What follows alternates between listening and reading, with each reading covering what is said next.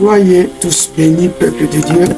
C'est une joie pour nous d'être encore en contact avec vous afin de partager la parole de Dieu, l'évangile de Yeshua. L'autre fois, nous avons parlé d'un sous-thème intitulé le caractéristique de Dieu de la Bible. Donc, on a cité 3 vérités sur le Dieu de la Bible. Et à part ça, on a aussi donné les différents noms de Dieu. Mais pour les différents noms de Dieu, nous avons dit les noms qu'on a beaucoup cités dans la Bible. Ça prend 6841 fois. C'est le nom de Yahweh. Parce que lorsqu'on dit Dieu, c'est un nom commun. Il y a plusieurs dieux sur cette terre. Même des sages déchus se font appeler Dieu. Donc, notre Dieu, c'est Yahweh. Dieu, c'est Elohim en hébreu. Notre Elohim, c'est Yahweh. Mais à la longue de cette émission, nous allons prendre les vrais noms, les noms révélés. Donc, le nom de Dieu, et notre Elohim, c'est Yahweh. Le nom de Elohim d'Israël, c'est Yahweh. C'est comme ça qu'il a apparu à notre ancêtre Abraham. Nous voyons cela dans la Genèse chapitre 17, le premier verset. Il est apparu aussi à Moïse. Nous voyons ça dans Exode chapitre 3, du verset 15. Notre Dieu est Elohim et nous avons donné des explications de quelques noms. Je peux prendre un là, par exemple, Yahweh, El Elyon, le tout, le très haut. Shaddai ou El Shaddai, Dieu tout-puissant. Voilà, ça c'est ce qu'on avait dit la fois passée. C'est ça le Dieu. Maintenant, pour les 3 caractéristiques qu'on avait citées, on avait dit premièrement, il est écrit. Lorsque j'enseigne la parole de Dieu, il faut que je puisse puiser dans la Bible. Je ne peux pas créer des choses moi-même. Il est écrit. Et c'est ainsi que Jésus-Christ, lorsque Satan l'a amené au désert pour les tenter, tout ce qu'il a dit, c'était vrai ce que Satan disait. Mais Jésus l'a vaincu par la parole en disant, il est aussi écrit. Bien-aimé, achète la Bible. Il y a un téléphone très cher là-bas, mais tu n'arrives pas à acheter la Bible. La parole de Dieu se trouve dans la Bible. La Bible ne dit pas que les chrétiens de Béret, lorsqu'ils rentraient à la maison, ils vérifiaient dans les Écritures si ce qu'ils attendaient était vrai. Achète la Bible. Ne te laisse pas conduire rien que par le pasteur. Le pasteur a enseigné. Mais à ton tour à la maison, pour revoir, laisse-moi te dire, il y a un secret. Oui, il y a un secret. L'enseignant divin ne fait que quand tu revois. L'enseignant divin va te rappeler des choses. L'enseignant divin, c'est le Saint-Esprit. Christ, qu'est-ce qu'il a dit? Lorsqu'il viendra, il ne parlera pas de lui. Là, on va directement dans le livre de Jean. Je prends le livre de Jean. C'est vrai que c'est une répétition. Hein? On est tenté de faire un petit résumé de ce qu'on avait dit la fois passée. Je vais dans le livre de Jean, chapitre 14, le verset 26. La Bible dit ceci, mais le Paraclétos, le Saint-Esprit, que le Père enverra à mon nom, lui vous enseignera toutes choses et il vous rappellera toutes les choses que je vous ai dit. L'enseignant divin, ce n'est pas moi. L'enseignant divin, c'est le Saint-Esprit. L'enseignant divin, c'est lui qui va nous rappeler tout ce que nous avons entendu. Si on prend encore Jean chapitre 13, le verset 16, je crois quelque chose. Oui, amen, amen, je vous l'ai dit, l'esclave n'est pas plus grand que son maître, ni l'apôtre plus grand. On prend 16, Jean 16, 16, chapitre 13. Mais quand il viendra, voir, c'est ça. Donc, mais quand il viendra, lui, l'Esprit de la vérité, il vous guidera dans toute la vérité. Car il ne parlera pas de lui, mais il parlera de tout ce qu'il aura entendu et il vous annoncera les choses à venir. Voilà, il faut avoir la Bible. Le peu que je donne, quand tu vas revoir ça à la maison, lui va enseigner au-delà. Si moi je donnais un verset ou deux versets, lui te donnera plus. Oui, bien aimé, c'est la Bible. Oui, on a dit d'abord, il est écrit. On a dit aussi que nous devons adorer le Dieu d'Israël, car le salut vient de là. Là, c'est deux. Troisième caractéristique, que les Écritures seront écrites là-bas, parce que la Bible est écrite en hébreu, la Bible est écrite en araméen, la Bible est écrite en grec. Mais la Bible, c'est l'histoire d'un peuple. Donc, il faut rentrer en Israël. C'est ainsi qu'on a donné le passage de Ésaïe, chapitre 2, verset 3. Soyez tous bénis, vous qui nous suivez. Aujourd'hui, nous continuons la suite et nous allons compter expliquer d'autres caractéristiques de Dieu de la Bible. Parce que lorsqu'on va terminer ceci, on va maintenant prendre les caractéristiques de Dieu des religions. Oui, de Dieu des religions. Méditons la Bible. Et Dieu va nous aider afin que nous puissions comprendre. 4. La Bible est le livre de référence. Donc, pas un autre livre, c'est la Bible. 5. Toute explication en dehors de la Bible n'a pas sa valeur. Toute explication en dehors de la Bible n'a pas sa valeur. Là, nous prenons Colossiens chapitre 2. Colossiens chapitre 2. Colossiens chapitre 2, le verset 8. Le verset 8, la Bible dit ceci. Prenez garde que personne ne fasse de vous sa proie par le moyen de la philosophie et d'une vaine tromperie, selon la tradition des humains, selon les rudiments du monde et non selon Machia. Oui, il viendra avec les philosophies. Il fait bien parler français. Moi, je ne sais pas, moi, je sais seulement, mais eux savent bien parler français. Avec des philosophies, il peut vous embrigader, il peut vous emballer. Donc, il peut vous prendre comme ça, afin que vous puissiez dire que, ce qu'il dit est la vérité. Non, la vérité ne doit provenir que de la Bible, dans la Bible, pas autre part. On peut aussi prendre Philippiens. Philippiens chapitre 3. Chapitre 3, le verset 2. La Bible dit ceci. Prenez garde aux chiens, prenez garde aux mauvais ouvriers, prenez garde à la mutilation. Prenez garde. La Bible nous dit de prenez garde, attention, parce que certaines personnes sont des marchands de temple. Ils ne sont pas venus pour Yehoshua, ils sont venus pour leur ventre. Prenez garde. On va à 6. 6. Dieu est un. Là, je prends Dieu est un. Je prends 1 Jean. 1 Jean, chapitre 5, le verset 7. La Bible dit ceci. Parce qu'il y en a 3 qui rendent témoignage dans les ciels. Le Père, la parole et le Saint-Esprit. Et ces 3-là sont un. Je prends encore Luc 2. Luc 2. Luc 2, la Bible dit quoi?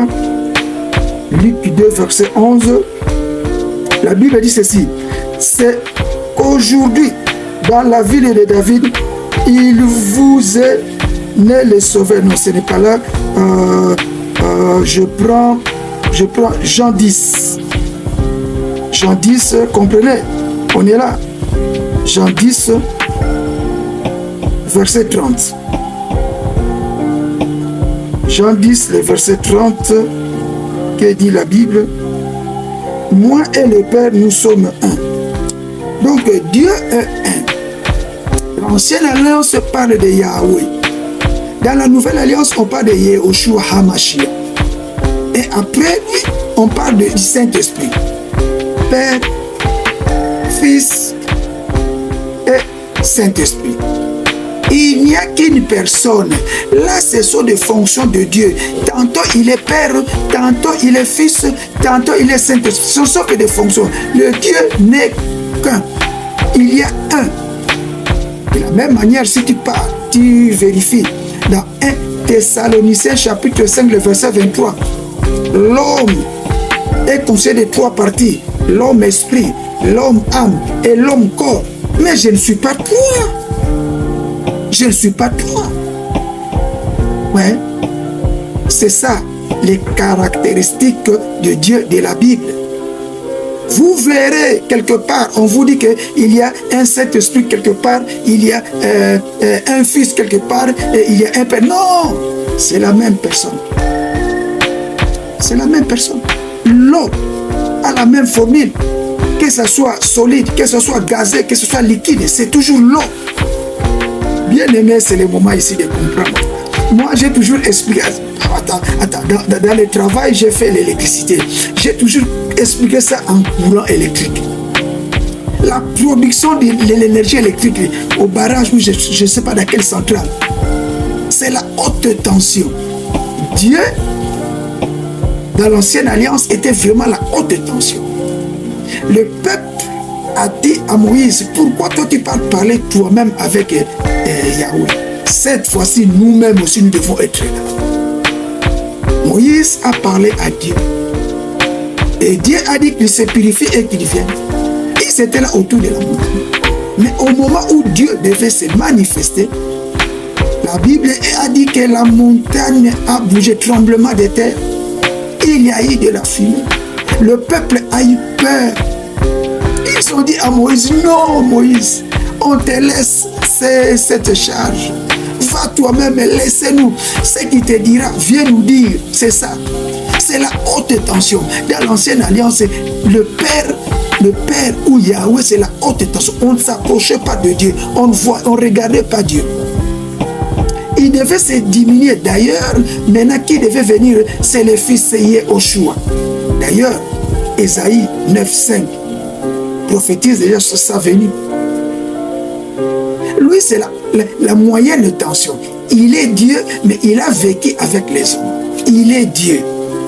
Il est homme, il est Dieu. Attends, j'ai quelque chose ici pour vous. Je prends 1 Timothée.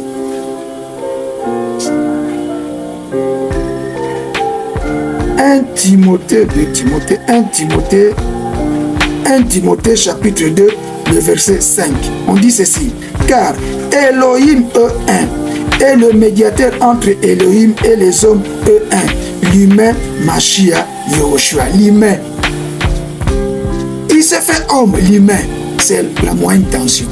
Et après lui, il est parti. C'est le Saint-Esprit. Le Saint-Esprit, maintenant, c'est la base de tension. Il devait habiter dans l'homme. 1 Corinthiens chapitre 3, le verset 16. Nous sommes l'habitation du Saint-Esprit. Voilà. C'est le même Dieu. Il est ici, il est là-bas. On prend 7. Yehoshua et salut. Notre salut, c'est en Yehoshua. Vous pouvez lire Actes des Apôtres chapitre 4, le verset 12. Je prends aussi 8e caractéristique. Yehoshua est mort, ressuscité. Il faut que nous puissions croire que Yehoshua est mort et il est ressuscité. Je prends le livre de Pierre. 1 Pierre 1, verset 3. La Bible dit ceci. Béni soit l'Élohim et Père de notre Seigneur Yehoshua Mashiach, qui, par sa grande miséricorde, nous a fait naître de nouveau pour une espérance vivante, par le moyen de la résurrection de Yehoshua Mashiach d'entre les morts. Yehoshua est mort, il est ressuscité. On va à 9. Il y a la fin des temps et Yehoshua reviendra pour prendre les siens. Là, vous pouvez lire à la maison. Ecclésiaste chapitre 3 du premier verset, vous descendez. Prenez aussi Apocalypse 19, commencez à 8, vous descendez. Il viendra prendre le sien. Apocalypse 19, 13 nous parle comment est-ce qu'il vient. On prend 10. 10e caractéristique. Pour devenir enfant de Dieu, il faut naître de nouveau. Il faut naître de nouveau. Jean 3, 3, 2 Corinthiens 5, 17, 5, 16 à 17. On prend 11.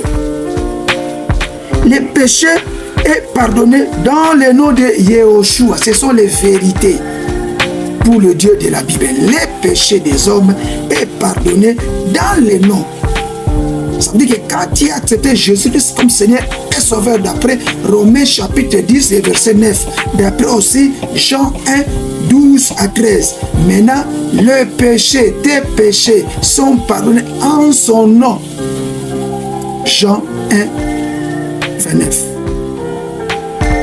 Pour vous qui écrivez Jean 1, 29, 1 Corinthiens chapitre 14, verset 3, 1 Corinthiens chapitre 15, le verset 3, écrivez encore Hébreux chapitre 1, verset 3.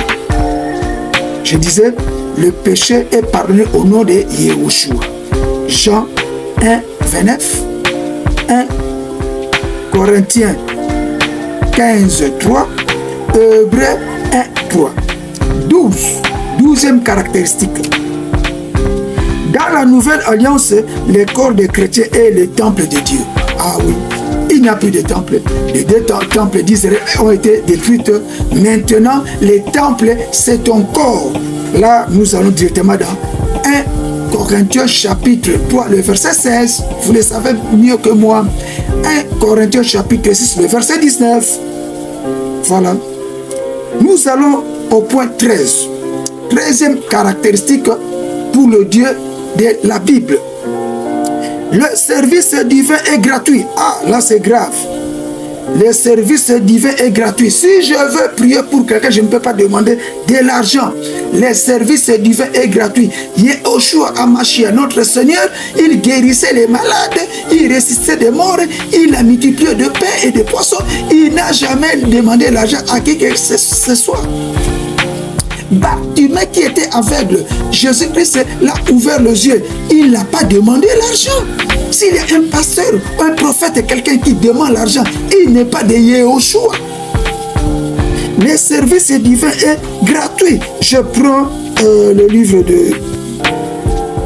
de Matthieu, chapitre 10, le verset 8. La Bible dit ceci: guérissez le malade, rendez purs les lépreux, ressuscitez les morts, chassez les démons.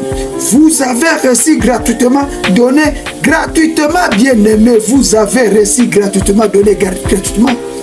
Mais nous, dans le Dieu de la Bible, il n'y a pas question d'argent. Le service divin est gratuit.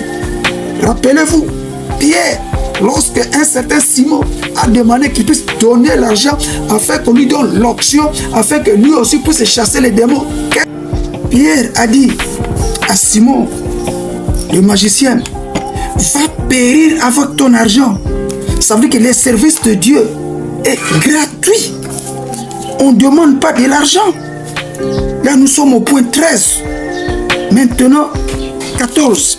L'offrande se donne dans la libéralité. L'offrande, on parle de l'offrande.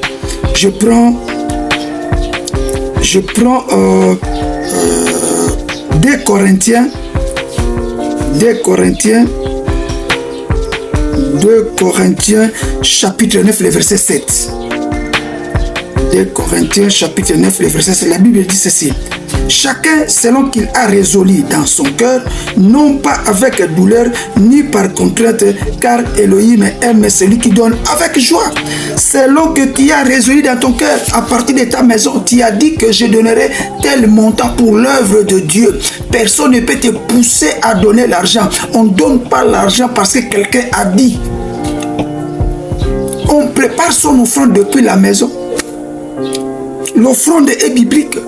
Mais personne ne sera derrière toi pour que tu puisses donner. Personne. Nous sommes des serviteurs. Au contraire, si j'ai l'argent, c'est moi qui vais vous donner. En réalité.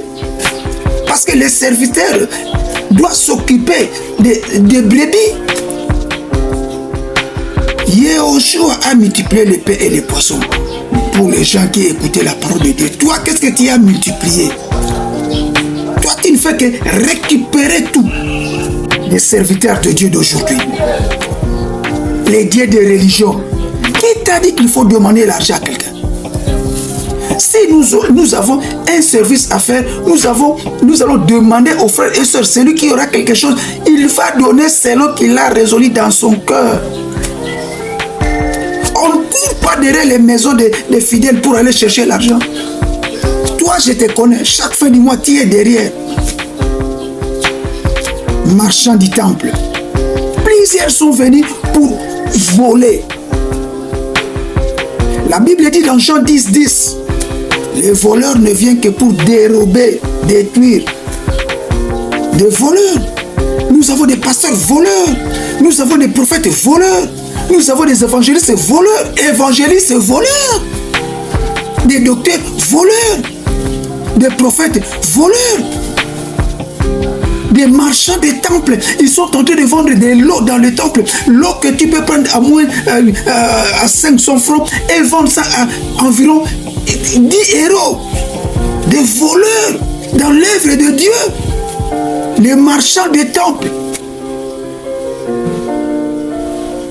Les dieux de la Bible. La fois prochaine, nous allons parler de Dieu, les dieux des religions. Là, je vais énumérer et je vais citer.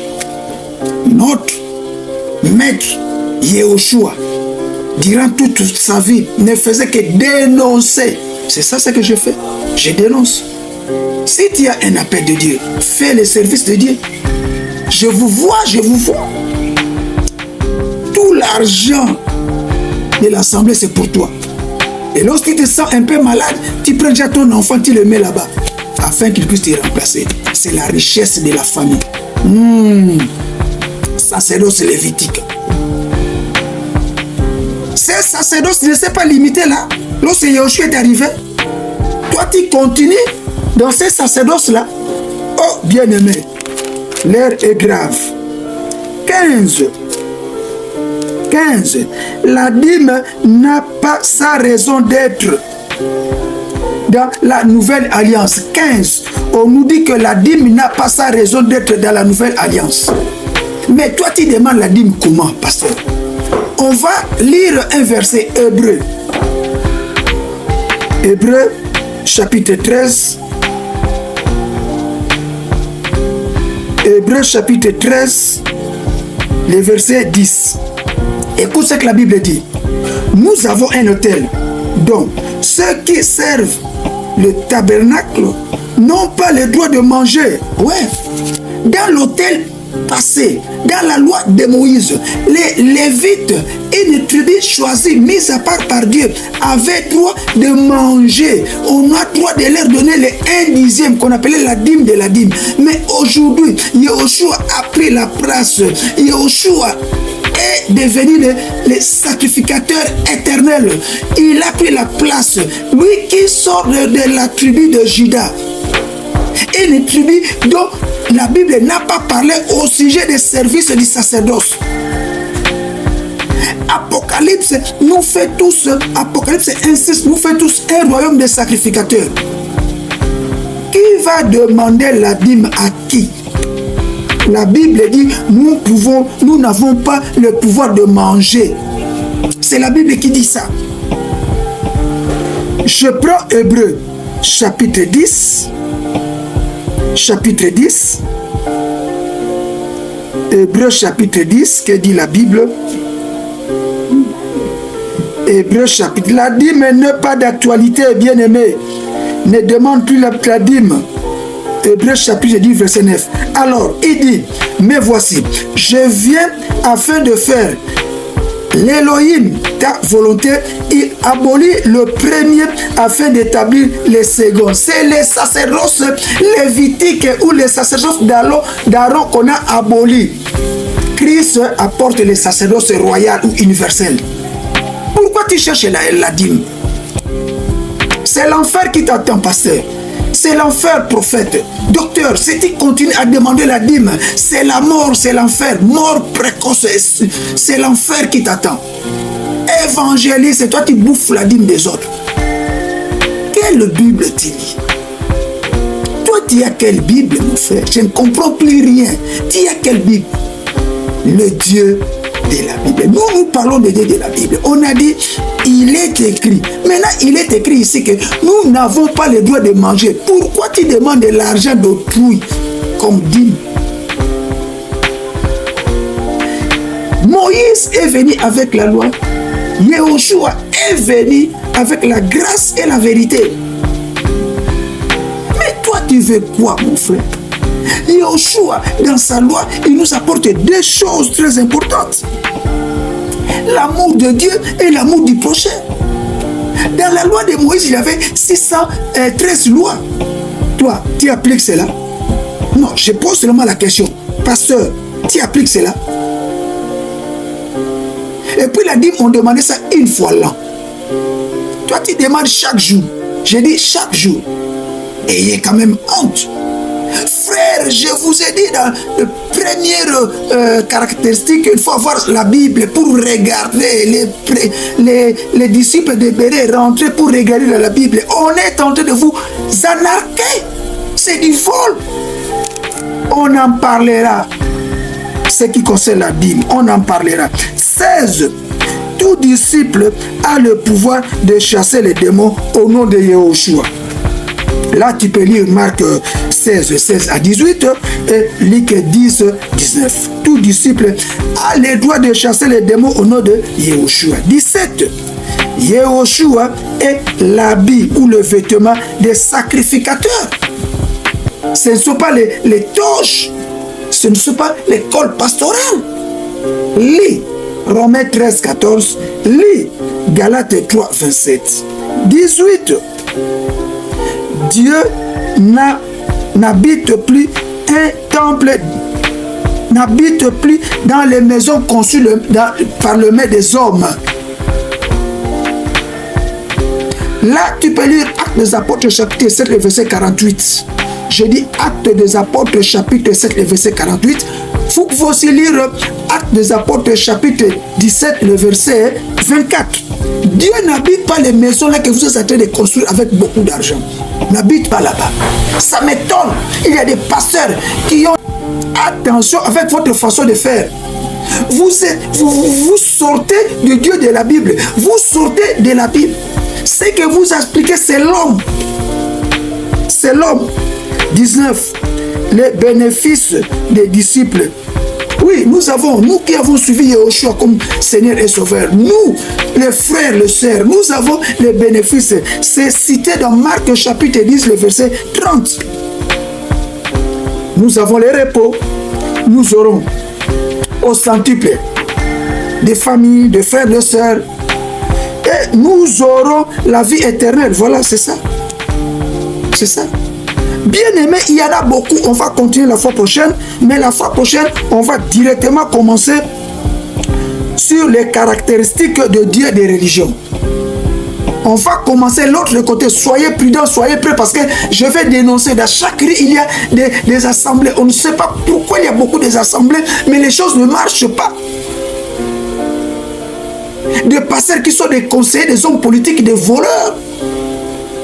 Des pasteurs qui sont des conseillers, des chefs des entreprises. Mais va vérifier, ils payent comment ces employés. Vous êtes là parce qu'ils vous apportent ce que vous aimez beaucoup, que vous appelez la dîme. L'heure est venue. Nous allons dénoncer. Nous allons parler. Sur cette émission, nous allons parler. Que Yahushua vous bénisse. Que le Dieu Tout-Puissant soit avec vous. On se revoit la fois prochaine. Merci.